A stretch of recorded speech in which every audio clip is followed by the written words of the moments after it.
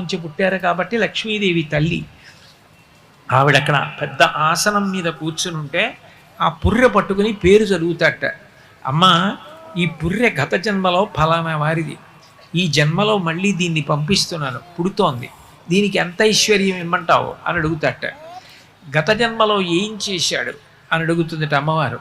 కబుర్లు చెప్పిన వాడికి కాదు అమ్మవారు ఇచ్చేది, ఇలా పెట్టినవాడు ఎవరున్నాడో వాణ్ణి చూస్తుందట అమ్మవారు.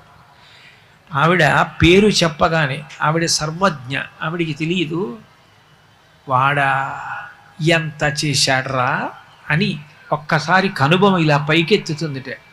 నేను వాడికి ఇచ్చాను, వాడు సమాజానికి అంత పెట్టాడు, ఎంతమంది అన్నం తిన్నారో, ఎంతమంది చదువుకున్నారో, ఎంతమందిని వృద్ధిలోకి తీసుకొచ్చాడో, అంతమంది వృద్ధిలోకి వస్తే తాను ఆనందపడిపోయాడు రా, వాడికి మళ్ళీ రెట్టింపి అంటుందట.